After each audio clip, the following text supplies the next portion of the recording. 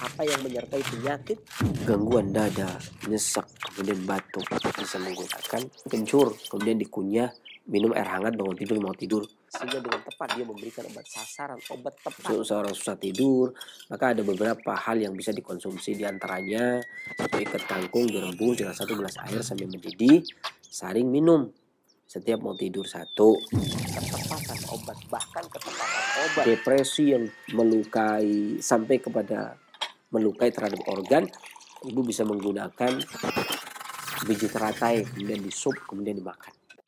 Dapur Sehat Roja, meracik makanan lezat menjadi sehat. Kesembuhan itu binillah, atas izin Allah Subhanahu wa taala. Bismillahirrahmanirrahim. Assalamualaikum warahmatullahi wabarakatuh. Alhamdulillah wassalatu wassalamu ala Rasulillah wa ala alihi washabbihi wa man wala amma ba'd. Kaum muslimin rahimani wa rahimakumullah, para pendengar dan pemirsa Roja dimanapun Anda berada. Kita bersyukur kepada Allah Subhanahu wa taala yang telah melimpahkan kurnia-Nya kepada kita, memberikan kepada kita kesempatan, kesehatan sehingga hari ini kita kembali bertemu bersama. Salam serta salam semoga selalu senantiasa Allah curahkan kepada junjungan kita Nabi besar Muhammad SAW, kepada para keluarganya, para sahabatnya, dan para pengikut yang selalu senantiasa istiqomah di dalam mendapat kesunahnya di yaumul qiyamah. Dan adapun kemudian daripada itu, maka penyakit dibagi menjadi beberapa bagian. Ada kalanya penyakit dikarenakan fitrah, yang pengobatannya pun secara fitrah, seperti penyakit lapar kemudian diobati dengan makan, penyakit haus diobati dengan minum, kemudian kelelahan diobati dengan istirahat, ngantuk dengan tidur, dan seterusnya.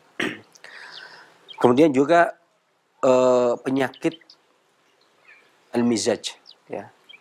Di antaranya adalah penyakit mutasabihat, penyakit yang merubah karakteristiknya, karena yang namanya tabiat yang sesuai dengan fitrah adalah ciri manusia yang sehat.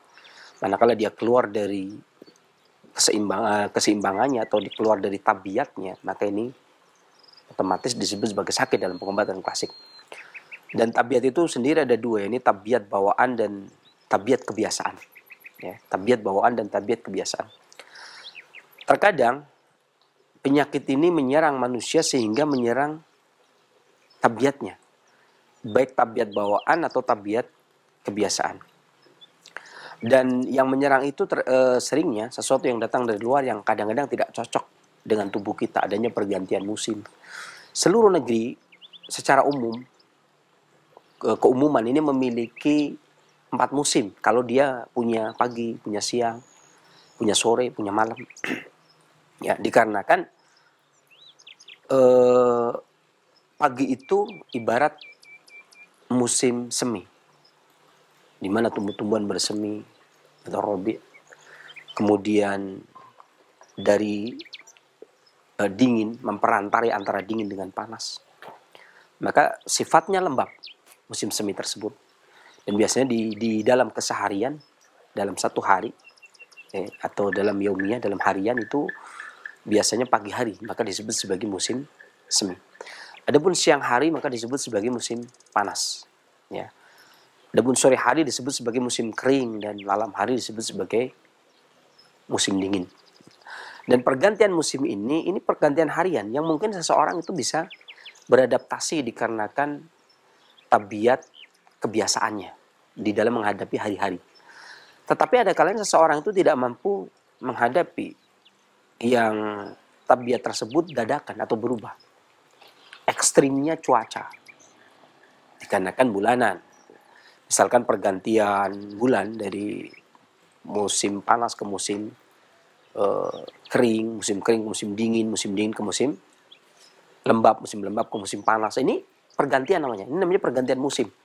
Atau yang sering orang bilang itu paranoto mongso. Jadi penataan musim. Ya, mungkin ada musim banyak hal ya, di sekolah kita pernah diajarkan tentang cuaca, tentang musim. Ya, tetapi orang-orang negeri kita, masyarakat kita dulu itu punya perhitungan sendiri tentang musim.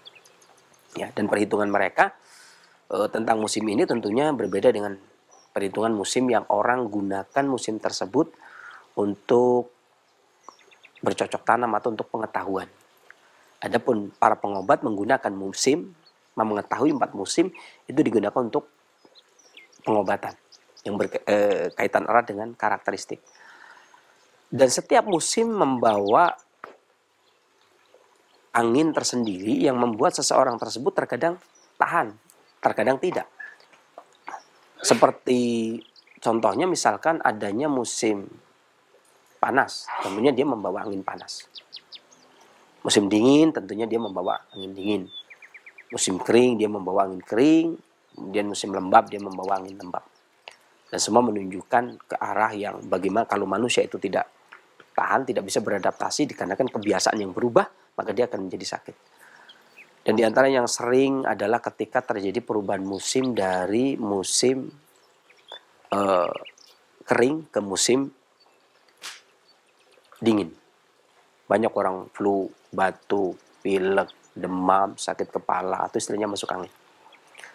Dan kasus seperti ini dikarenakan pertahanan tubuh, energi vital tubuh yang dipimpin langsung oleh kolbu dan disebarkan oleh paru-paru itu tidak mencukupi, itu lemahnya. Sehingga pertahanan tubuh lemah, gampang sakit, gampang masuk angin, maka timbullah flu, batuk, pilek, masuk angin, demam. Kaum muslimin rahimani rahimakumullah, maka di Dapur Sehat Roja kali ini kita hendak membuat resep praktis untuk menangani gangguan karena cuaca. Flu, batuk, pilek, demam, masuk angin, atau mabuk perjalanan, atau mabuk ibu hamil gitu ya. Dan ini kita udah siapkan dengan bahan yang paling praktis. Ada kayu manis, kemudian ada jahe, kemudian ada kapulaga. Ya, 3 butir kapulaga, kemudian 1 jahe, kemudian 1 jari kayu manis. Kita siapkan air 1 gelas besar, ya, sekitar 300-an cc.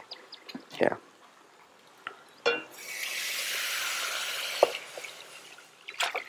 Ini kita rebus airnya, kemudian kita masukkan kayu manis, kemudian kita iris jahe. Ada beberapa cara di dalam mengemas jahe ini. Ada kalanya seseorang itu jahe itu dikupas, ada kalanya tidak dikupas. Dan jahe yang dikupas dengan jahe yang tidak dikupas ini memiliki makna yang berbeda atau memiliki arti dan tujuan yang berbeda. Adapun jahe di sini, kemudian kita tidak mengupas jahe, ini juga memiliki tujuan yang berbeda. Bisa juga digeprek, nggak harus diiris begini, itu bisa juga digeprek, gitu ya. Kita ambil 3 butir kapulaga, ya, dan kita pecahkan kapulaganya, dan kita masukkan, ya, dan kita aduk, dan kita besarkan apinya. Ini kita rebus. Dan bagi yang suka bisa menggunakan gula batu secukupnya, sesuai selera. Ada orang yang nggak suka manis, maka boleh menggunakan secukupnya. Jadi masing-masing itu punya tujuan ya. Di dalam memasak bahan obat itu masing-masing orang memiliki tujuan. Di antaranya ketika jahe, ini saya bedakan jahe itu menjadi tiga jenis, 3 kategori. Yang pertama adalah jahe segar. Jahe segar tadi yang saya masukkan ini, jahe segar ini memiliki sifat yang hangat, rasa yang pedas, berguna untuk mengusir masuk angin, flu, batuk, pilek, menguatkan paru-paru, meningkatkan kinerja jantung, menguatkan paru, mengatasi penyakit gatal, gitu ya, dikarenakan gangguan paru atau kelemahan paru-paru. Ini jahe segar. Tetapi ketika jahe itu dikeringkan, jadi jahe diiris-iris, kemudian dikeringkan sampai kering, dijemur kering, kemudian baru direbus atau diseduh, ini sifatnya beda. Dia sifatnya panas, rasanya pedas. Ini lebih condong ke arah digunakan untuk stamina. Jadi selain menghilangkan, kalau ini tidak terlalu digunakan untuk mengatasi stamina, untuk meningkatkan stamina. Tapi kalau jahe bubuk itu atau jahe kering selalu digunakan untuk mengatasi gangguan stamina, lemah, loyo, lemah, letih, lesu gitu. Adapun kalau jahe satunya jahe bakar. Jahe bakar itu digunakan untuk masuk angin biasanya, digeprek, masukkan, rebus, kemudian untuk mengatasi masuk angin. Nah kemudian tadi saya sengaja menggunakan kulit jahe. Jahe masih digunakan, kulitnya masih digunakan. Kalau jahe itu bersifat hangat, rasanya pedas, sementara kulitnya ini bersifat dingin. Kulit jahe itu bersifat dingin. Jadi tujuannya adalah untuk pengharmonisasi. Jadi agar jahe tadi tidak terlalu panas. Ya, karena airnya sudah panas. Jahe itu tidak terlalu panas. Karakteristik jahe tidak terlalu panas sehingga bertahan kehangatannya. Makanya kenapa jahe segar disebut sebagai jahe yang bersifat hangat, karena dia biasanya disertakan dengan kulitnya, sementara kulitnya agak dingin, sehingga karakteristik jahe itu tidak terlalu panas tapi soft, lebih hangat. Tentunya beda dengan jahe bubuk ya. Dan juga untuk menguatkan organ hati. Kalau jahe jahe kulit jahe itu digunakan untuk menguatkan organ hati sehingga mencegah timbulnya masuk angin, flu, demam, pilek. Maka dia efektif. Sebaiknya jahenya jangan dikupas kalau untuk mengatasi gangguan masuk angin. Mendingan diiris kemudian dimasukkan. Dan setelah mendidih ini diangkat kemudian. Setelah mendidih kemudian diangkat ya.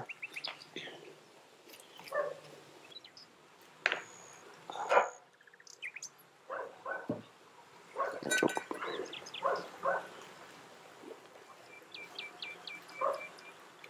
Nah, setelah mendidih ya, kemudian diangkat, disaring.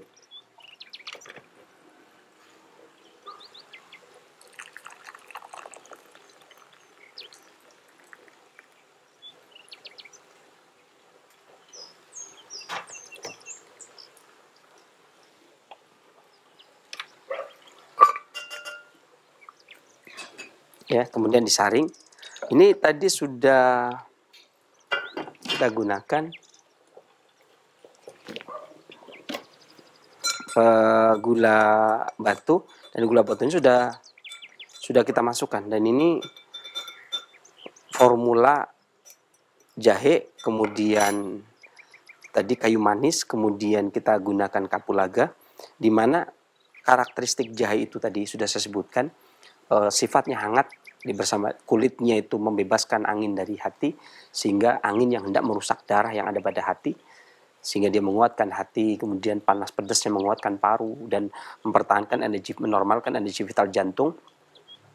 Kemudian kapulaga itu bersifat hangat dan pedas, juga membuang angin, kemudian menguatkan usus sehingga membuang angin melalui bawah atau melalui atas, juga mengatasi gangguan perut atau lambung yang tidak terlalu tahan terhadap pedas ya. Kemudian kayu manis itu sebagai pengharmonis, digunakan untuk membantu kinerja jahe, meningkatkan kinerja jahe dengan kapulaga atau mengharmoniskannya, sehingga kayu manis ini menyeimbangkan rasa, kemudian juga menyeimbangkan antara tubuh dengan bahan obat, sehingga bisa diterima, bahan obat bisa diterima oleh perut dan mengharmoniskan antara organ perut dengan organ lainnya.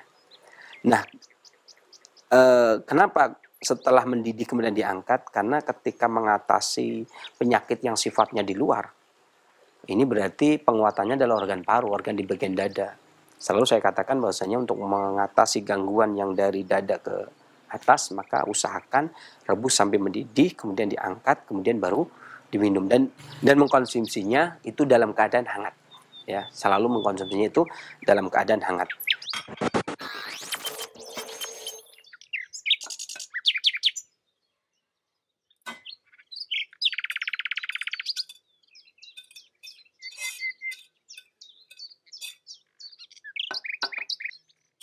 Inilah jahe, kayu manis, dan kapulaga untuk mengatasi flu, batuk, pilek, demam, sakit kepala, dan masuk angin. Ya, dikarenakan perubahan cuaca atau dikarenakan mabok kendaraan dari dapur Sehat Roja. Semoga bermanfaat. Saya akhiri billahi taufiq wal hidayah. Alhamdulillahirabbil alamin. Wassalamualaikum warahmatullahi wabarakatuh. Dapur Sehat Roja, meracik makanan lezat menjadi sehat. Kesembuhan itu biidznillah, atas izin Allah Subhanahu wa taala. Semoga Anda beserta keluarga dalam keadaan sehat selalu dan semoga tentunya dalam penjagaan dan perlindungan Allah Subhanahu wa taala. Amin ya rabbal alamin. Dan seperti biasa di kesempatan ini kita berada dalam program Dapur Sehat Roja, meracik makanan lezat menjadi sehat bersama narasumber kita Sinse Abu Muhammad Faris Al-Kianji hafizahullah taala. Dan alhamdulillah Sinse sudah bersama kita di kesempatan ini. Kita sapa terlebih dahulu. Assalamualaikum warahmatullahi wabarakatuh, Sinsi. Waalaikumsalam. Gimana kabarnya? Alhamdulillah. Alhamdulillah sehat ya. Barakallahu fiik. Waalaikumsalam. Nah, ikhwatal Islam wajazakumullah, setelah penyampaian materi, silakan Anda dapat bertanya secara langsung seputar kesehatan atau keluhan penyakit. Kita kembali ke Sinsi Abu Muhammad. Sinsi, di kesempatan ini pembahasan berkaitan dengan mengobati dan menghilangkan batuk dan flu ya. Nah, bahan-bahannya kayu manis, 1 batang kayu manis, 1 jahe, 1 butir kapulaga, dan gula batu. Benar ya, Sinse? Nah, ini Sinse, pergantian musim ya, apalagi di saat ini sering ini ya, musim hujan. Itu biasanya yang sering aktivitas di luar kan seorang ayah atau kepala rumah tangga. Kemudian pada saat terserang flu dibawa ke rumah itu sering terjadi kontak dengan anak, dengan istri. Jadi seisi rumah terkena flu juga. Itu mengapa bisa demikian sih? Baik. Ya, terima kasih. Bismillahirrahmanirrahim. Assalamualaikum warahmatullahi wabarakatuh. Alhamdulillahirabbil alamin. Wassalatu wassalamu ala nabiyyina Muhammadin wa ala alihi wa sahbihi ajma'in, amma ba'd. Kaum muslimin rahimani wa rahimakumullah, para pendengar pemirsa Roja, TV AM/FM dimanapun Anda berada. Syukur alhamdulillah kita panjatkan kehadirat Allah Subhanahu wa taala yang telah memberikan kepada kita kesempatan kesehatan, sehingga di hari ini, siang hari ini, kita dipertemukan oleh Allah Subhanahu wa taala. Kemudian salat serta salam semoga selalu senantiasa Allah curahkan kepada junjungan kita Nabi besar Muhammad sallallahu alaihi wasallam, kepada para keluarganya, para sahabatnya, dari tabi'in, tabi'ut tabi'in, dan seluruh pengikut-pengikutnya yang selalu senantiasa istiqomah di dalam menampilkan sunnahnya hingga di yaumul qiyamah. Adapun kemudian daripada itu, pertanyaan yang cukup bagus, dan ini merupakan hal yang selalu menjadi pertanyaan, apakah penyakit itu menular atau tidak, kan itu ya. Jadi pada prinsipnya sebenarnya secara umum itu tidak ada penyakit menular.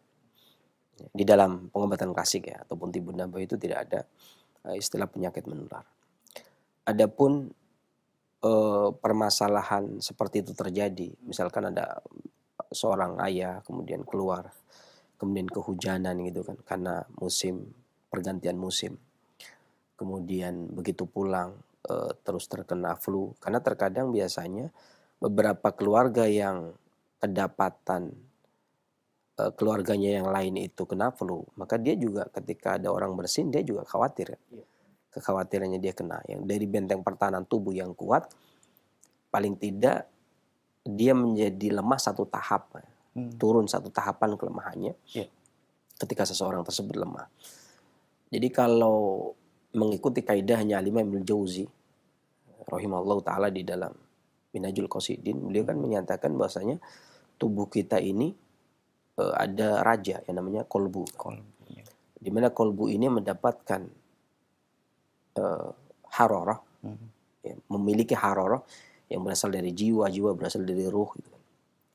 Dan harorah itu berasal dari itu dikaruniakan oleh Allah Subhanahu wa taala kepada manusia sesuai dengan kebutuhan manusia. Semuanya diberikan seperti itu.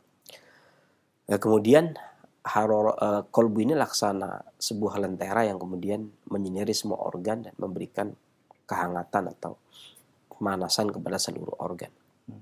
Ya, maka kelemahannya ini ada 2 hal. Entah dia dihambat oleh materi. Dalam hal ini misalkan tidak adanya materi tempat berpijaknya haroroh tadi. Ya, jadi haroroh panas, ini kan fungsi dia, sifat ya. Kemudian dia tidak mendapatkan tempat bermukim atau tempat berpijak. Dikarenakan kekurangan rutubah, tidak adanya darah, tidak adanya saripati makanan, ya kan. Makanya kadang-kadang kan orang flu banyak makan kemudian tidur ya. Iya. Makan kenyang, anginnya keluar kemudian tidur gitu ya. Maka diharapkan ada saripati makanan yang bisa digunakan untuk tempat berpijak bagi haroro yang kemudian menjadi energi vital. Jadi menjadi pertahanan tubuh bagian luar. Iya. Ya. Itu satu. Yang kedua adanya kelebihan. Balgom, dahak atau reak. Iya. Yang kemudian menghambat.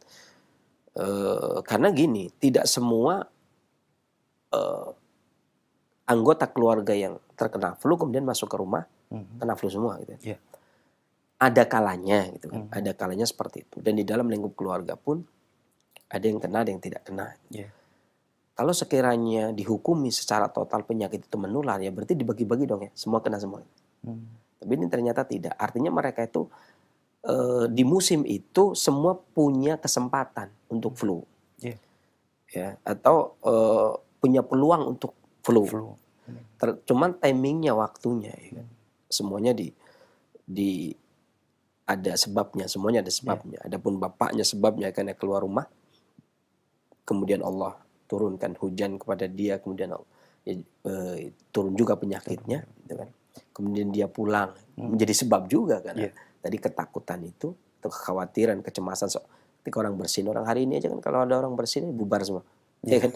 Bahkan satu musola bersin aja bubar semua. Habis bersin batuk lagi, udah selesai sudah. Habis itu hanya sakit sudah selesai, sudah bubar semua, ya kan. Dan ini jelas, ini nggak bisa dipungkiri. Kayaknya menular gitu, kayaknya belum sampai bubar, baru mau bersin aja kayaknya udah menular. Ya, ini juga satu poin karena kolbu itu raja, kalau dia itu punya penyakit, kalau dia itu sakit maka sakit semua gitu kan. Hanya kurangnya haroroh sampai kepada organ, jadi organ tidak punya pertahanan tubuh. Kalau haroro tidak sampai ke lambung, haroro tidak sampai ke limpa, haroro tidak sampai ke paru, haroro tidak sampai ke hati dan seterusnya, maka terjadi kekurangan energi pada organ-organ tersebut. Dan kekurangan ini akan menyebabkan kelemahan yang terus.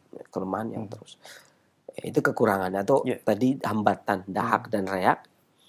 Itu juga sebenarnya bukan tertular tapi dipicu. Sebenarnya bukan ditular tapi dipicu. Ini kayak gini. Penularan itu sebenarnya penularan tabiat sih, sebenarnya bukan penularan penyakit. Kalau tabiat itu menular kata Ibnu Qayyim. Ya, tapi kalau penyakit tidak. Ya. Tapi kalau tabiat itu menular. Contohnya gini, kita misalkan duduk di bus pariwisata. Ya. Ada orang satu saja yang muntah. Satu muntah itu. Aroma kecium sampai belakangnya. Nah, orang yang memang sensitif terhadap seperti itu, gua apa ini? Kayaknya nggak nyaman ini. Ya kan? Kalau darurat memang kalau ada orang muntah kok ya ditengok gitu ya. Ya kan? Dia ada yang muntah. Begitu tengok langsung muntah. Ya kan? Makanya kadang-kadang satu bis itu ketika ada satu muntah banyak yang muntah. Bahkan boleh dibilang persentase muntahnya jadi lebih banyak. Meningkat 80% bahkan sampai 90%. Kalau sopir enggak seperti di depan. Enggak bau gitu. Itu juga. Di samping itu dia udah terbiasa. Beda dengan kendaraan yang memang terbuka semua. Atau motor misalkan atau ini. Makanya orang naik motor itu tidak terkungkung, anginnya tidak itu aja. Misalkan dari Jogja ke Jakarta pun ya anginnya dia menghirup angin dari Jogja ke Jakarta gitu kan. Jadi kenal semua, jadi nggak ada masalah. Justru yang makanya kadang-kadang orang salah memahami masuk anginnya yang dimaksud kami. Karena ketika seseorang berada di suatu ruangan yang tidak ada ventilasi itu pun masuk angin. Tertutup ya. Tidak ada ventilasi itu masukannya. Contohnya itu tadi orang yang mabok kendaraan. Padahal betapa banyak orang yang duduk di angkot tapi tidak mabok. Dan orang yang duduk di mobil ber-AC, mobil pariwisata keren, mabok gitu kan. Mabuknya semua gitu. Ini namanya penularan tabiat, bukan penyakit penular gitu kan. Seperti tadi ada orang flu, nih saya ketularan. Ya kan? Suami bersin-bersin. Ya kan, hawanya begitu, bahasa tubuhnya begitu. Ya akhirnya ya penyakit juga memenuhi persangkaan dia. Kemudian dia juga, karena dia sebenarnya sudah membekali diri dengan virus itu sudah memang berseliweran ya. Hawa udara kan bukan cuma dihirup suami, ya kan? Tapi seluruh keluarga itu sebenarnya sudah menghirup. Tinggal timingnya kapan, waktunya itu kapan yang tepat. Maka sebenarnya tabiat yang menular, bukan penyakit. bukan penyakit yang menular. Gitu. Dan rata-rata penyakit angin yang datang dari luar itu kan sebenarnya obatnya kan simpel sebenarnya. Ya kan? Hampir semuanya itu makan kenyang, mencukupi rutubah yang ada, haroroh bermukim di rutubah menjadi energi vital, kemudian mendorong keringat yang bercampur dengan angin keluar, hangat, sudah selesai kan itu ya. Pada intinya seperti itu. Jadi sesederhana itu sebenarnya mengatasi virus flu gitu ya, dan seterusnya kan. Yang sesuatu yang datang dari luar itu sebenarnya sesederhana itu. Dan orang kan banyak kegiatan, ada yang makan sup lah, ada yang minum jahe, ada yang minum bandrek, dan sebenarnya semua orang cerdas juga dalam permasalahan mengatasi musim seperti itu. Ya, kecuali karena ada juga yang, jadi tergantung kebiasaan masing-masing ya. Tabiat orang juga berbeda. Ada orang yang saya tuh kalau flu masuk angin, kalau belum dibekam belum. Ada saya meskipun dibekam kalau belum kerokan belum. Ada juga. Pokoknya saya kerokan lah. Kalau kerokan selesai sudah. Enggak, kalau saya pijit ada juga. Gitu. Oh, kalau saya enggak, minum jahe cukup. Atau minum obat angin, mengeluarkan angin. Ya, itu udah cukup. Jadi masing-masing punya kebiasaan sendiri-sendiri. Yang kebiasaan itu yang diketahui oleh mereka sendiri. Jadi boleh dibilang kalau bisa saja maka penyakit menular tetap saja sebagaimana dikatakan oleh Nabi sallallahu alaihi wasallam, tidak ada penyakit menular. Akan tetapi tabiat yang menular. Nah, ini pendapat yang dianut oleh Al-Imam Ibnu Qayyim Al-Jauziyah. Ini pendapat yang pengobat klasik anut adalah tabiat yang menular, bukan penyakit virus tadi yang menular. Kemudian seseorang yang biasa terkena flu ini seringnya disertai dengan penyakit yang lain sih. Misalnya dia sering bersin, kemudian kepalanya pusing, kemudian merasa badan tidak enak seperti meriang seperti itu.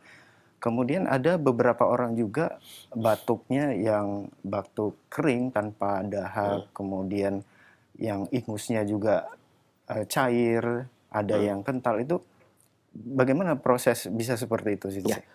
Ini beberapa hal ya.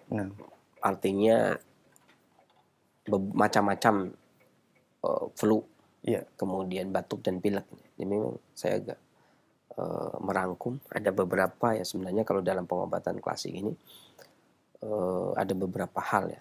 Mungkin ini di sini agak banyak. Mungkin saya akan meringkas sedikit saja agar tidak terlalu panjang biar sesuai dengan waktunya dia. Jadi ada kalanya yang pertama flu ataupun batuk dikarenakan angin dan dingin. Angin yang bertiup dan hawanya dingin.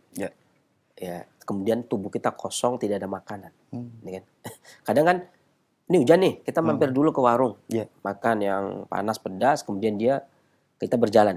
Itu kan nggak mesti masuk angin juga kan.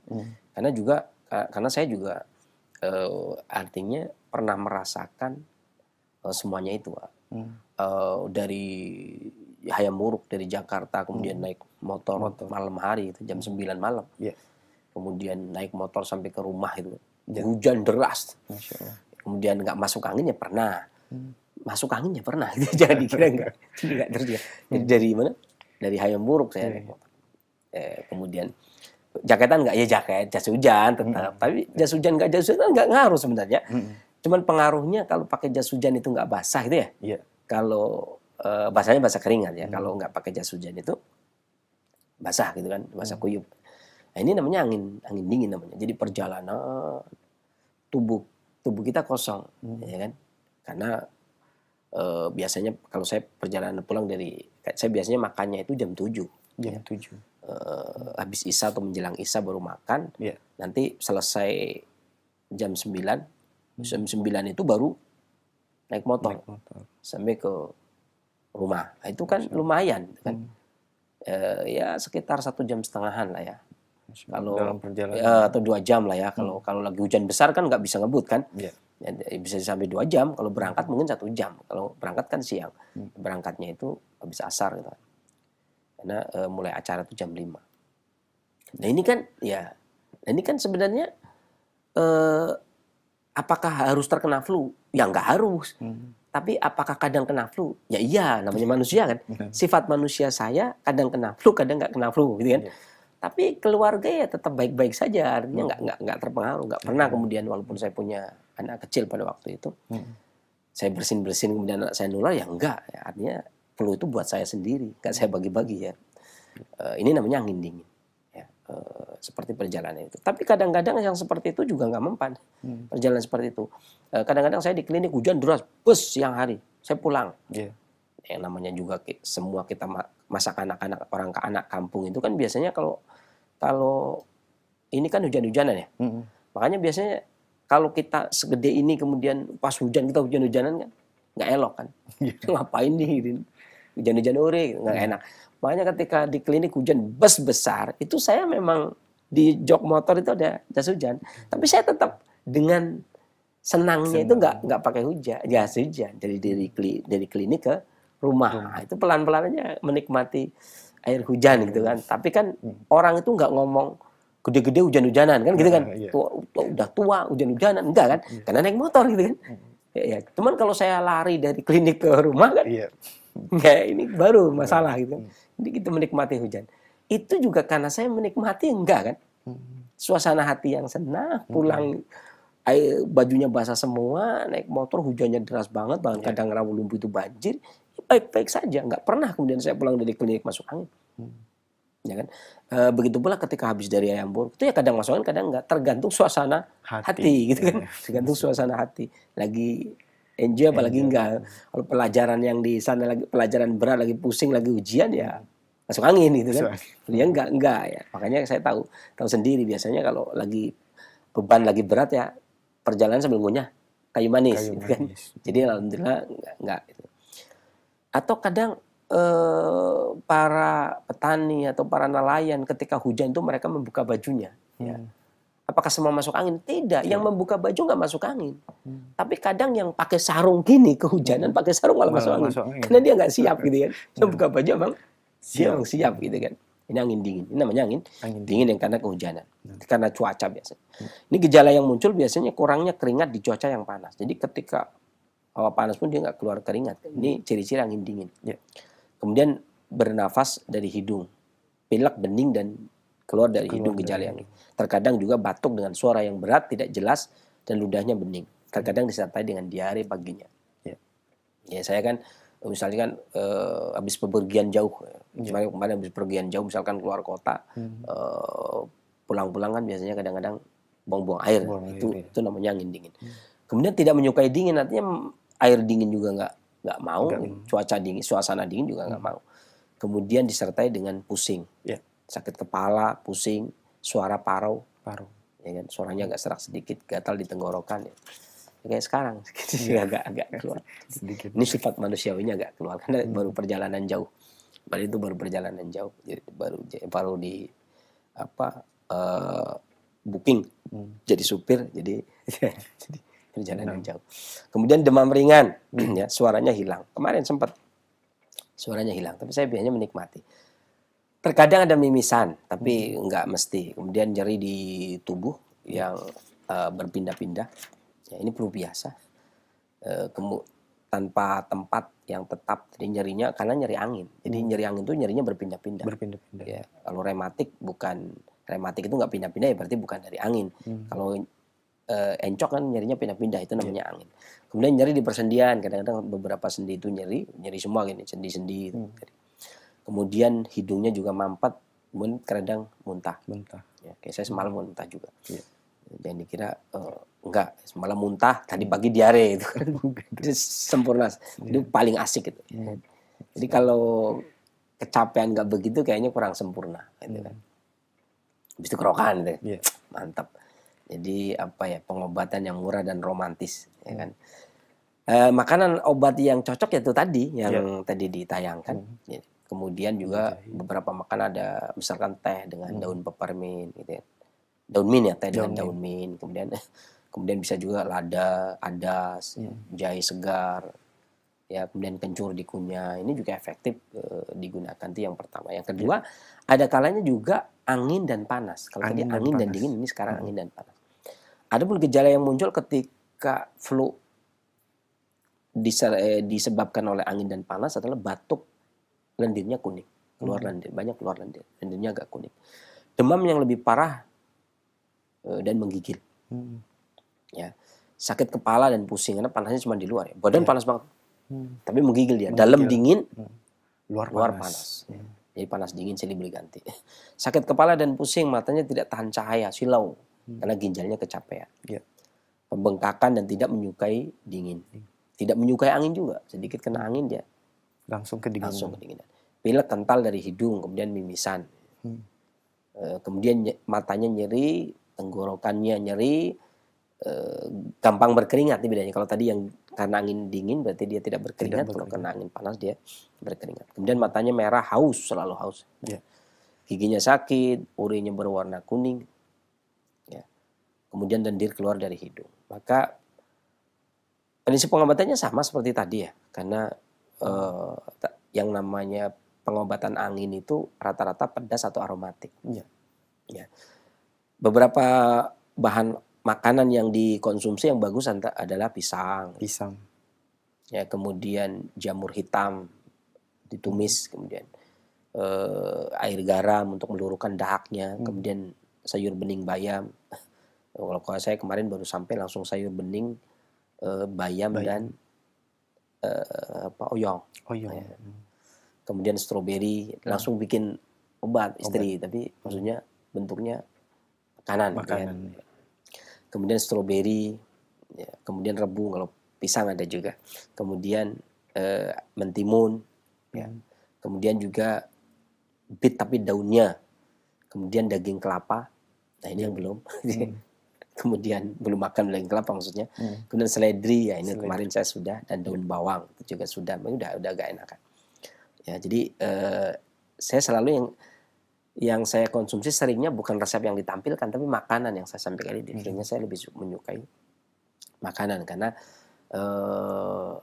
terkena aturan pengobat, terkena aturan Ibnul Qayyim. Ya. Ibnul Qayyim itu seorang pengobat yang ahli. Itu tidak buru-buru mengkonsumsi obat, tetapi makanan didahulukan. Karena terkena aturan itu kan jadinya. Ya, kalau saya mengkonsumsi obat langsung, ini namanya nanti dikira Allah nggak ngasih ilmu pengobatan, nggak bersyukur jadinya. Sebagai bentuk rasa syukur saya kena aturan. Ya, jadi termasuk orang yang kena aturan. Ya, kadang-kadang makanya kalau mau dibilang ahli pun, kalau dikit-dikit minum obat berarti secara aturan dia belum masuk. Gitu kan. Itu daging kelapa. Ini daging kelapa kemarin saya tidak konsumsi karena pas bawa barang salah kecetit gitu ya. Klak, pinggangnya sakit. Jadi biasanya saya kalau konsumsi daging kelapa itu karena karakter tabiat tubuh saya itu panas gitu ya. Karena tabiat tubuh saya itu panas, makanya kalau diminum air kelapa panas tabiat akan padam, maka saya tidak mengkonsumsi. Jadi yang tahu hanya pengobat ahli bahasa seperti ini. Ya kan? Kemudian makanya saya menghindari minum kelapa untuk saat ini. Tapi dagingnya itu boleh-boleh saja. Itu yang kedua. Yang ketiga, ini yang terakhir ya. Masih banyak sebenarnya, tapi 3 aja cukup lah. Kemudian sindrom panas di musim panas. Ini yang kenapa saya bahas, karena terkadang sangat jarang orang flu tapi musim panas. Padahal jarang membahas. Seringnya orang yang kenal flu itu musim dingin. Padahal bulan puasa flu itu banyak gitu ya. Benar. Ya kan? Nah itu flu musim panas. Kalau flu musim dingin mah gampang, minum jahe. Ya kan? Ini flu musim panas. Seperti bulan Ramadan dan sebagainya. Kalau musim dingin tadi ya sudah untuk pekan ini. Untuk bulan-bulan ini itu sudah dibahas di pertama tadi. Poin pertama. Poin ketiga, flu dikarenakan panas di musim panas, ya, karena cuaca. Gejala yang muncul adalah tidak nyaman di dada. Dibilang nyesek juga enggak. Dibilang debar ya enggak, tapi enggak nyaman. Itu enggak enak aja, enggak puas. Kemudian adanya sembelit, disertai dengan batuk, pusing, tetap batuk ya. Jadi tadi ada batuk semua ya. Semuanya ada batuknya semua. Karena ini batuk karena flu. Kemudian pusing, bibir kering atau rasa kering di mulut, kering di luar karena cuaca. Kadang-kadang kulitnya juga kering. Kemudian mudah lelah karena cuaca. Kemudian juga merasa putus asa, haus. Ya, kayaknya itu tadi nafasnya juga ngambang, pandangannya juga ngambang. Kemudian rasa berat di kepalanya lebih berat dan demam yang tinggi. Ya, kemudian mual dan muntah, tapi nggak ada keluar keringat. Ya. Ya. Gangguan buang air kecil dengan urin yang kuning bahkan terkadang sampai merah. Kemudian nafasnya tertekan dan cepat, gini ya. Jadi nggak plong, lebih tertekan. Berkeringat karena cuaca panas atau mengenakan pakaian yang hangat. Ini sebenarnya hal ini bisa dilatih. Makanya dulu saya ketika masih belajar itu seringnya dilatih fisik dulu, nggak lulus kalau nggak kuat. Kita disuruh lari jauh tapi berhenti nggak ngos-ngosan gitu. Balapan lari gitu ya sama teman-teman, nggak dihitung yang menang. Itu balapan lari gitu. Kita taunya kan guru itu ngitung yang menang.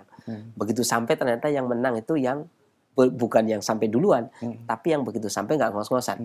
Ternyata begitu. Ya kita kan nggak tahu ya. Taunya kan yang namanya balapan lari pasti ngos-ngosan. Yang menang yang nomor satu ya kan.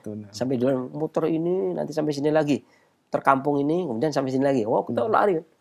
Dikira yang datang pertama juara satu. Ternyata yang begitu kumpul semua, dihitung kan. Ternyata yang juara satu yang nggak ngos-ngosan. Jadi nggak harus sampai duluan. Nah, makanya ini termasuk untuk benteng diri. Jadi ketika kena nafas itu masih sudah kuat. Ini dulu kami ya. Kami seperti itu. Jadi ada acara seperti itu. Artinya bekerja keras tapi tidak ngos-ngosan. Kemudian berkeringat karena cuaca panas atau mengenakan pakaian yang hangat. Sedikit mengenakan pakaian hangat kita berkeringat. Atau terkadang banyak keringat. Urin yang sedikit kemudian memerah. Haus.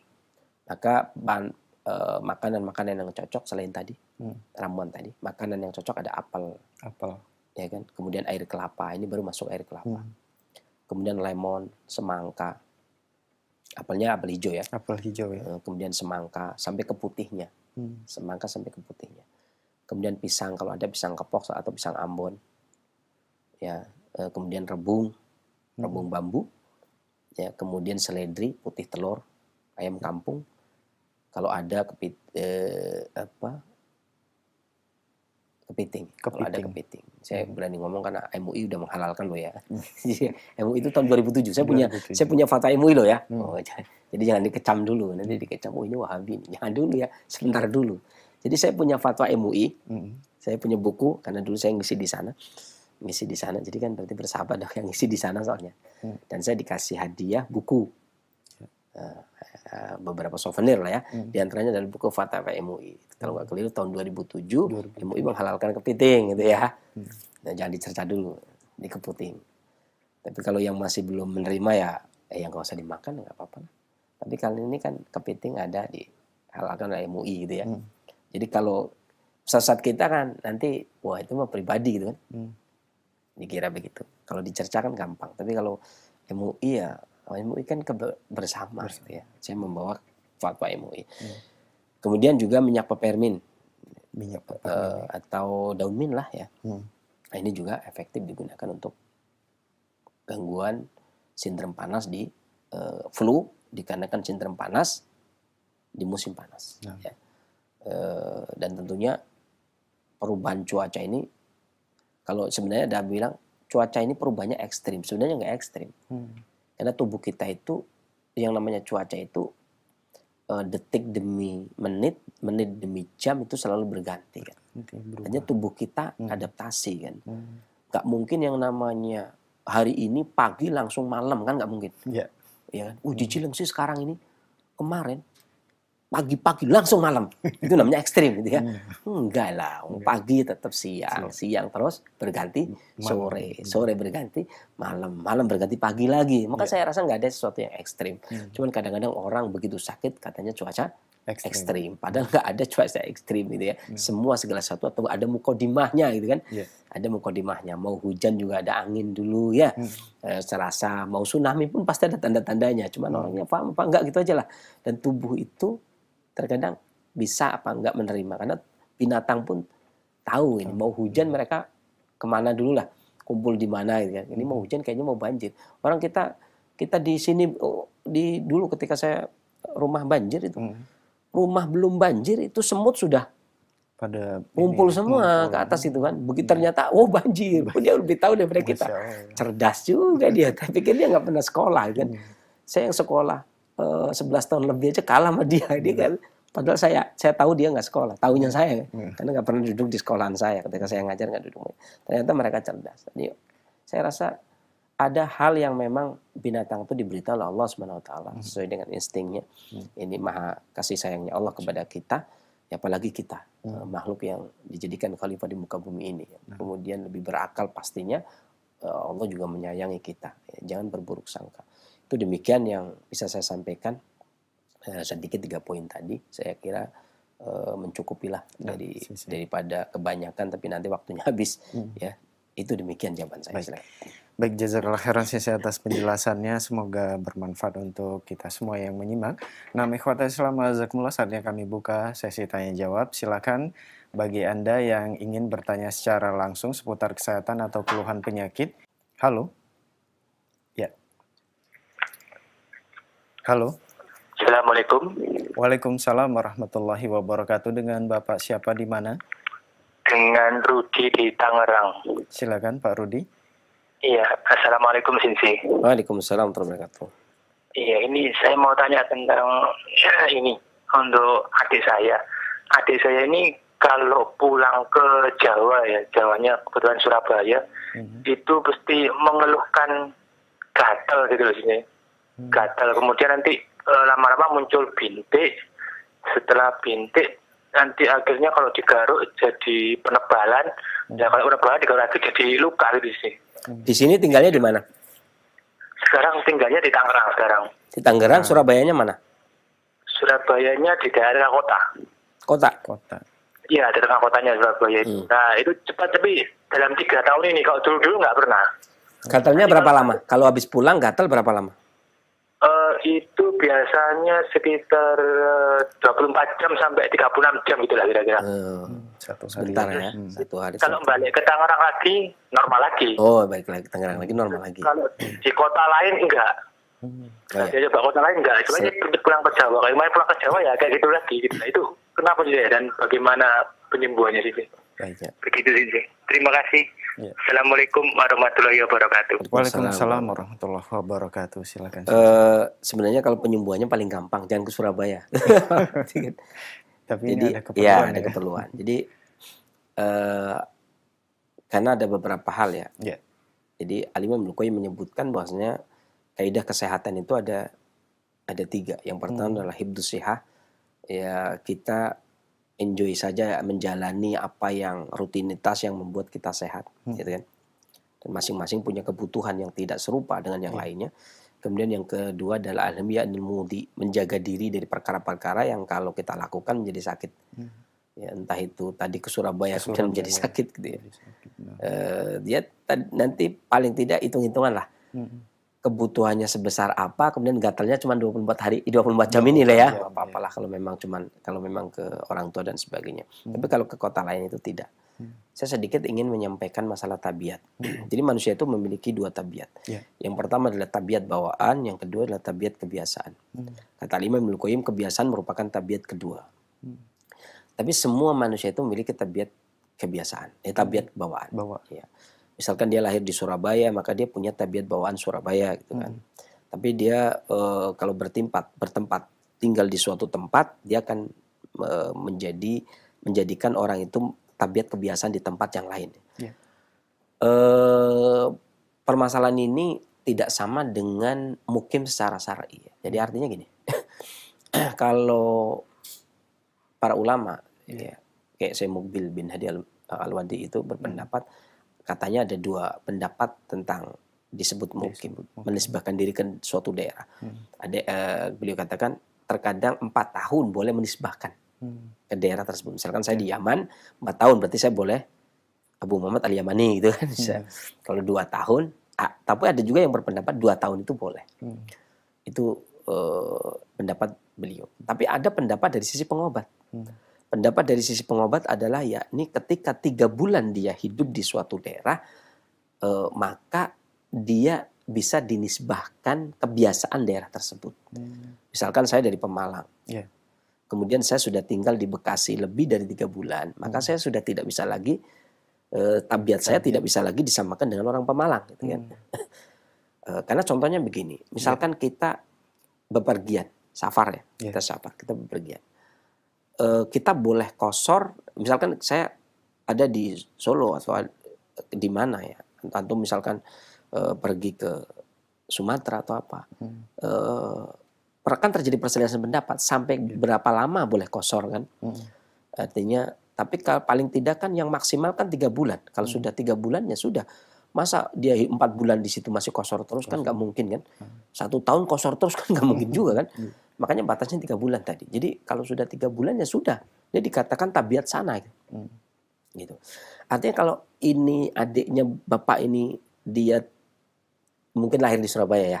Kemudian beliau tinggal di Tangerang, kalau lebih dari 3 bulan, apalagi 2 tahun, apalagi 4 tahun sudah mukim di Tangerang, maka tabiat dia menjadi tabiat Tangerang. Tapi ini bukan tabiat bawaan, tapi tabiat kebiasaan.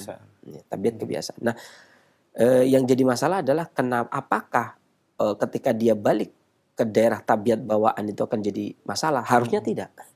Kecuali di daerah tersebut terjadi perubahan. Tabiat daerah. Makanya Imam Al-Qayyim memberikan syarat yang ketat kepada seorang pengobat. Seorang pengobat harus mengetahui kondisi pasien. Dari sisi lingkungannya, geografis, letak geografisnya, kemudian yaitu cuacanya, umurnya gitu kan. Karena ketika suatu daerah itu kondisinya akan berubah-ubah. Tidak bisa dikatakan, kan kadang-kadang begini, Cilengsi dulu sejuk sekarang panas, misalkan begitu, atau Cilengsi dulu panas, Puncak dulunya sejuk sekarang panas, kan begitu tuh. Itu fakta ya, nggak mungkin kalimat puncak itu kan yang tertanam di benak kita kan sejuk. Tapi sekarang kan panas ya panas, gitu kan? Belum tentu sejuk gitu ya. Mungkin terjadi perubahan di Surabaya. Satu, kedua, mungkin ada beberapa makanan yang memang nggak cocok. Ada beberapa makanan yang memang tidak cocok dengan beliau ini. Ya. Pada saat di Surabaya. Pada saat di Surabaya. Dan coba diperhatikan apa yang selalu dimakan di Surabaya yang tidak pernah ketinggalan. Gitu kan. Kadang begini, ada kalanya misalkan udang. Udang ya saya bilang. Saya punya teman itu di Jakarta makan, jangankan makan udang, makan ikan aja semua badan gatal. Begitu kita ke Batam, di pulau gitu ya, pulau loh ya. Kemudian, saya nggak bisa makan. Kita datang ke restoran seafood, ya, warung makan lah ya, bukan restoran, warung makan, keren banget restoran. Rumah makan, ya, rumah makan seafood, itu seafood semua. Ya walaupun ada cak kangkung biasalah, tapi wajibnya itu ya seafood. Nah, teman saya ini di sini juga di Cilengsi. Aduh, gimana Bu Ahmad? Saya itu makan ikan aja gatal gitu. Mau tidak mau harus dimakan. Tapi mau nggak mau harus dimakan gitu kan. Ada udang, ada cumi, kerang, kepiting. Saya bilang udahlah nggak apa-apa. Ikan di sini nggak apa-apa Pak. Saya jaminannya, jaminannya saya sebagai jaminan gitu kan. Kadang-kadang kan begitu kan, Anda boleh keluar dari penjara jaminannya saya, ini saya jaminan, saya yang menjadi jaminannya, nggak apa-apa insya Allah. Beliau makan, jangankan ikannya, kasarannya udangnya juga dimakan gitu ya, cumi. Beliau tuh sensitif, cumi, udang, kerak, kepiting, boro-boro itu ikan aja beliau gatal. Makan di sana nggak gatal, wah dia ajib, apa aja selesai makan gatal, ini enggak, nanti lagi masuk ke hotel nggak gatal juga gitu. Pulang ke rumah nggak gatal juga. Ya kan? Jadi kadang-kadang ada makanan yang memang di daerah situ tanpa kita ketahui itu ternyata tercampur merkuri yang menyebabkan tubuh kita itu sensitif gitu ya, gatal. Maka itu harusnya cari tahu. Beberapa Qadarullah kita lagi membahas ini ya masalah flu, dan obat yang tadi disampaikan ini juga obat yang digunakan untuk alergi. Ya. Artinya dikarenakan perjalanan jauh, perubahan lingkungan ya secara cepat otomatis kalau pakai pesawat. Berarti secara cepat ya. Karena pakai pesawat itu kan sampai ke Surabaya. Tapi kalau pelan itu kan adaptasi. Kalau AC-nya dibuka, kalau jendelanya dibuka, kalau jendelanya nggak dibuka juga perubahan yang cepat gitu ya. Ini perubahan cepat yang tidak kuat, maka ramuan tadi itu termasuk cocok digunakan untuk orang yang perjalanan alergi gatal dikarenakan cuaca, itu juga bisa digunakan. Mudah-mudahan Allah angkat penyakitnya dan bermanfaat bagi para pendengar Indonesia yang lainnya. Selanjutnya. Baik, jazakallahu khairan Sensei atas jawabannya. Semoga bermanfaat untuk penanya Pak Rudi yang berada di Tangerang. Nah, ikhwatal Islam azakumullah, silakan masih kami buka kesempatan bagi Anda yang ingin bertanya secara langsung. Halo. Ya. Halo. Halo, Assalamualaikum. Waalaikumsalam warahmatullahi wabarakatuh. Dengan siapa di mana? Dengan Abu Namira di Jambi, Ustaz. Abu Namira di mana? Di Jambi. Jambi ya. Silakan. Ini pertanyaan buat orang tua. Orang tua saya ini terkena penyakit tumor di otak, Ustaz. Ya. Jelas sudah diangkat tumornya. Cuma hasil dari dokter katanya ini tipe tumor yang dia bisa tumbuh kembali, Ustaz. Jadi mohon solusinya untuk pengobatannya. Baik. Itu keluhan yang dirasakan saat ini apa aja, Pak? Saat ini sih yang jelas badannya belum 100% fit kembali, kemudian ingatannya belum kuat juga seperti saat biasa. Kemudian anggota gerak bagian kanannya, karena dia, kalau penjelasan dokter kan dia tumornya berada di otak kanan ya, bisa terpengaruh ke motorik yang sebelah kanan ya, jadi bagian kaki kanannya, tangan ini responnya masih belum stabil gitu, Ustaz. Tapi semenjak operasi sih sudah lumayan. Baik, usia berapa Pak? Usianya 61 tahun. 61 tahun, baik. Baik, itu saja pertanyaan. Ya, Ustaz. Baik, mohon ditunggu jawaban dari Sensei. Ya, ya, waalaikumsalam warahmatullahi wabarakatuh. Silakan Sensei. Ada 3 jawaban saya. Ya. Yang pertama dari sisi penjelasan itu kelihatannya dokter sudah paham betul ya sampai melakukan pemeriksaan. Maka saya anjurkan ya, jawaban yang pertama itu saya anjurkan untuk berkonsultasi lebih lanjut gitu ya, agar dikawal perkembangan kesehatannya gitu kan.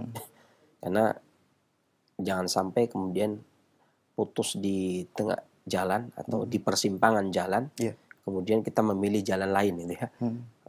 Padahal sudah bersama dari rumah, ya sudah seia sekata ketika datang ke rumah sakit kemudian dilakukan pemeriksaan kan udah seia sekata, ya kan. Kemudian ketika ada persimpangan jalan, mentang-mentang di sebelah kanan atau kiri itu mungkin ada bunga tatar atau bunga liar yang kelihatannya indah, kemudian menyeberang gitu ya. Karena pengobatan klasik ini kita katakan bukan sebagai pengobatan, karena di pemerintahan kita ini, negeri kita ini, yang namanya pengobatan itu cuma satu, yaitu kedokteran konvensional atau western medicine atau kedokteran barat. Adapun yang lain ya terserah menggunakan nama apa. Maka dengan senang hati, sangat senang sekali, bukan senang hati, karena ini termasuk apresiasi dari pemerintah, saya rasa luar biasa sekali. Ketika pengobatan tradisional tidak disebut sebagai pengobatan, itu sangat pas sekali. Karena kami dari dulu juga ingin mengatakan budaya kesehatan, gitu ya. Tidak. Tapi kalau dipaksa pengobatan ya pengobatan. Tapi kalau disuruh untuk mencari nama sendiri, maka kami budaya kesehatan. Budaya kesehatan. Ya. Jadi ya kita budaya. Jadi kaum budayawan. Jadi kan lebih nyaman kayaknya ya. Ya. Jadi itu yang pertama. Jadi kalau sudah ditangani oleh pengobat, sudah seia sekata dari awal, ya start, kemudian terus saja berjalan. Jangan sampai kemudian di persimpangan jalan memilih jalan sendiri. Ya, nanti tidak ada yang membimbing. Apalagi ini kan ditempel ya, membimbing. Ya, jangan sampai kemudian dari bimbingan yang hadir, kemudian mencari bimbingan yang tidak hadir. Kita kan nggak hadir ya, nggak bisa jadikan pegangan, nggak hadir. Kayak bisa jadikan pegangan karena nggak hadir. Kalau sudah, ini kita itu biasanya digunakan bagi orang-orang yang belum mendapatkan penanganan, ya, atau memang penyakit-penyakit yang belum ditangani dan memang punya keinginan untuk kebiasaan juga pengobatan, menggunakan pengobatan dengan budaya kesehatan tradisional atau klasik. Ya, itu yang pertama. Kemudian yang kedua, sebenarnya pengobatan klasik ini ketika memandang gangguan yang seperti itu, tumor itu kan sudut pandangnya berbeda. Yeah. Karena pengobat klasik itu tidak ada tumor gitu ya. Makanya ketika seorang pengobat itu tidak mengetahui penyakit, ini kan penyakit kedokteran barat ya. Kalau pengobatan seorang pengobat yang tidak mengetahui itu ya tidak bisa menjudge, tidak bisa menghukumi, karena al ilmu qabla qouli wal amal, ilmu itu sebelum perkataan dan perbuatan. Kita harus tahu betul dulu. Ya kayak tadi aja flu saja, kita lakukan penelitian sampai beberapa poin kita bahas. Karena mau nggak mau kan masyarakat itu kan tanyanya flu. Yeah. Nggak ada masyarakat saya terkena angin dan dingin, nggak mungkin. Saya terkena angin panas, nggak mungkin kan? Benar. Nggak ada itu. Adanya saya terkena flu gitu, simple gitu. Bagaimana penjelasan Anda kan gitu kan? Yeah. Ya kan tugas kalau orang dulu, kalau pertama kali dokter datang ya di tahun 1800-an ya, orang katakan itu kata tabib saya masuk angin, dokter setengah mati masuk angin itu apa? Beliau teliti, oh ternyata flu gitu kan, kemudian dikasih nama flu. Dokter untuk memberi nama, memsosialisasikan nama flu, asam urat, gitu kan. Kemudian darah tinggi, oh itu setengah mati, 200-an tahun, dari 1800-an untuk mensosialisasikan nama. Dan sekarang kami setelah 200 terkubur, ya, kemudian istilahnya ini dibangunkan lagi, maka kalau saya bilang istilahnya kebangunan penghayu, bukan terbangun atau dibangunkan, tapi kebangunan. Itu artinya apa? Terserah, suka-suka saya karena saya punya bahasa sendiri. Jadi ini istilah saya itu kebangunan. Nggak tahu artinya apa. Ya sudah ya nggak tahu aja. Jadi maka saya istilahkan, mungkin orang lain kebangkitan itu. Kalau saya nggak cocok kebangkitan itu, saya cocoknya itu kebangunan. Maka dari sisi ini kan berarti berbeda. Saya harus mensosialisasikan. Lah, tumor otak itu angin apa kan? Ya enggak? Iya. Jadi tumor otak itu angin apa? Karena di dalam kamus kami kata Imam Ibnu Qayyim angin panas, dingin, kering, lembab. Jadi dia masuk kategori apa? Gitu kan? Sebelum melakukan penelitian, kemudian sampai kepada jas ini lembab atau ini panas, oh ini kering atau ini komplikasi panas, kering, lembab. Oh ini ya seseorang skut diam, nggak bisa berbicara. Itu satu. Yang kedua. Yang ketiga, secara umum saya memberikan nasihat bagi orang yang fisiknya lemah kayak tadi, maka bisa mengkonsumsi kayak habatus sauda, itu sangat mendukung, 1 sendok teh dimakan, atau mengkonsumsi madu 3 sendok makan bangun tidur mau tidur ya. Tapi dikonsultasikan dulu ke dokternya, boleh apa enggak kan itu.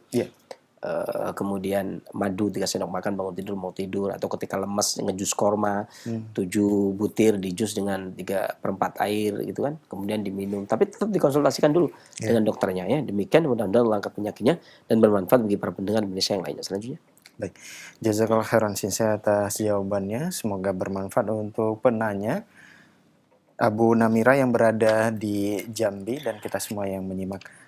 Baik, kita beralih ke pertanyaan melalui pesan singkat di kesempatan ini. Kita awali dari Ibu Danil, tidak disebutkan alamatnya.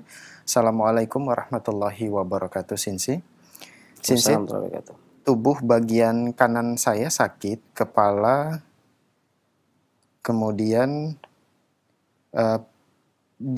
sakit kepala juga, kemudian di perut bawah, pinggang sampai kaki.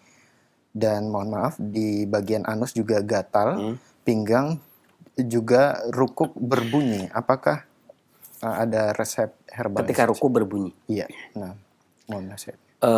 Ada beberapa hal yang bisa digunakan. Saya lebih suka menggunakan makanan dulu ya. Ibu bisa menggunakan 1 ibu jari kencur ditambah dengan 1 ibu jari kunyit umbiknya. Kemudian ditambah dengan 3 lembar daun salam. Kalau tidak ada berarti 3 lembar daun alpukat.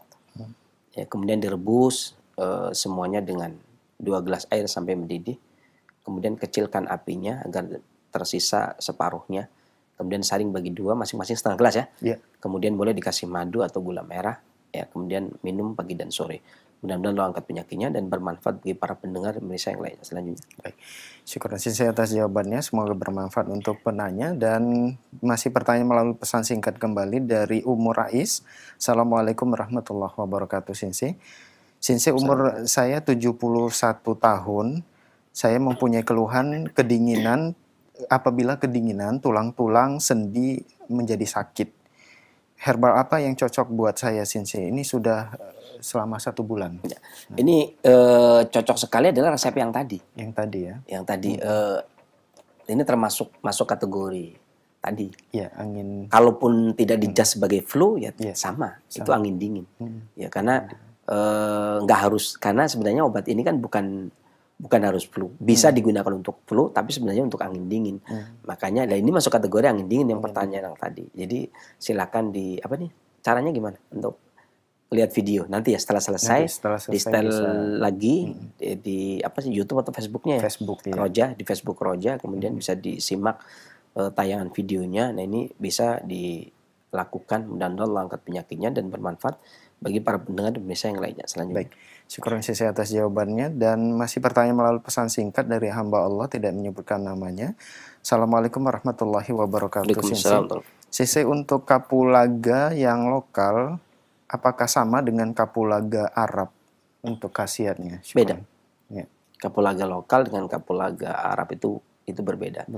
Tapi orang Indonesia boleh saja menggunakan kapulaga Indonesia. Kalau orang Arab boleh juga menggunakan kapulaga Arab. Ya, jadi nggak jangan terlalu dipusingkan, karena kalau kita menggunakan kaidah Ibnu Nabawi, ma'anzal dan ilangzul sifan, Allah turunkan penyakit, Allah turunkan obatnya. Jadi kalau alhamdulillah kita hidup di zaman sekarang ya, bukan hidup di zaman kuda. Kalau kita kita menjadi warga kerajaan Tarumanegara. Nah, di sini kan Tarumanegara ini ya. Di tahun 400 Masehi, untuk mendapatkan kapulaga Arab bagaimana caranya? Kan Allah turunkan penyakit di sini, kemudian nyarinya harus ke Arab. Wah itu titah raja suruh nyari kapulaga, berarti berapa bulan kita mengarungi ke sana gitu kan. Jadi Allah turunkan penyakit, Allah turunkan obatnya. Di sini penyakitnya, carinya di sini saja deh. Nggak apa-apa, nggak mungkin Allah kemudian menguji kita, kemudian obatnya ditaruh di jauh. Nah, ini mah namanya teka-teki harta karun bajak laut. Jadi susah sekali dicari ya kan. Tapi kita ini hidup bener nih. Kita ini hidup fakta nyata, tidak lagi hidup di dalam khayalan mencari harta karun bajak laut. Enggak. Ya, jadi biasa saja. Kapulaga sini Indonesia nggak apa-apa. Baik Sinse, jazakallah khairan atas jawabannya. Dan itu merupakan pertanyaan terakhir di kesempatan ini, Sinse, sebagai iktitam atau penutup, silakan. Ada nasihat dari guru saya sebagai penutup. Saya ingin katakan bahwasanya kalaulah kita senang ketika diberi, kemudian juga sedih atau merasa sempit ketika ditolak atau tidak diberi, maka ini menandakan masih adanya sifat kekanak-kanakan dalam diri kita. Dan kita belum benar-benar menjadi seorang hamba yang baik. Ya. Karena Allah bagaimanapun juga Allah ciptakan kita menjadi hamba. Ya kan? Dan seorang hamba itu ya terkadang diuji, terkadang dipuji. Ya. Kadang di atas, kadang di bawah, kadang Allah lagi angkat derajatnya, kadang Allah lagi berikan kemudahan-kemudahan gitu kan.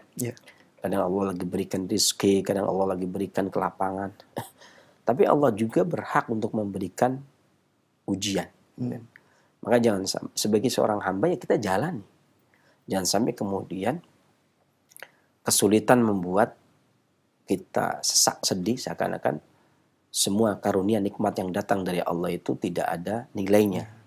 Sementara ketika lagi dikasih kelapangan kita lupa diri. Seakan-akan Allah bukan dari Allah tapi dari usaha kita. Korun itu ya. Ini namanya sifat kekanak-kanakan, bukan sifat seorang hamba. Ya, maka bagi seorang pengobat, nasihat ini untuk seorang pengobat adalah sekiranya kita memberikan resep atau menangani pasien kemudian sembuh, ya itu ya karena Allah, bukan karena dari kita. Karena Allah yang menurunkan penyakit, Allah yang menurunkan obat, bukan kita tuh pelayannya. Maka kata Ibnu Qayyim kita disebut rafiqut tib, hanya pelayan, Allah lah tabibnya gitu kan. Jadi nggak menjas kemudian alhamdulillah resep saya berhasil. Giliran tidak sembuh kemudian, wah, apalagi nih resepnya? Maka kadang-kadang banyak pengobat yang mengobati pasien sukses tapi mengobati diri sendiri nggak bisa. Karena kolbunya yang masih bermasalah kadang. Ya. Makanya ada orang yang pernah belajar. Saya tidak bilang murid saya, tapi bilang orang yang pernah belajar. Karena ada orang yang kadang duduk bermajelis tapi bukan murid kan. Mengatakan 3 tahun dia ngikuti. Kemudian Abu Muhammad ini memiliki sifat egois. Saya enggak. Saya anaknya walaupun sakit tipes, saya bawa ke rumah sakit. Ya, jadi tidak mau benarnya sendiri, tidak egois, tidak sok. Anak saya tipes saya bawa. Ya karena ditangani nggak bisa. Abu Muhammad kalau anaknya sakit enggak, ditangani sendiri. Lah saya kan menjadi penghinaan kalau misalkan anak saya misalkan tipes, saya obati 3 hari sembuh. Begitu sembuh saya bawa ke rumah sakit. Dok, ini anak saya sudah saya obati tipes sembuh, ingin jumpa dengan engkau. Ini kan namanya penghinaan. Ya nggak? Jadi bukan seperti itu kondisinya. Jadi ketika terjadi kegagalan di dalam mengobati, tidak menyalahkan diri sendiri, tetapi introspeksi diri itu dengan bertambah belajar gitu ya. Tambah belajar mengilmui keilmuan. Kemudian berdoa kepada Allah. Mudah-mudahan Allah sembuhkan dia. Karena yang menyembuhkan bukan kita. Tapi Allah Subhanahu Wa Ta'ala.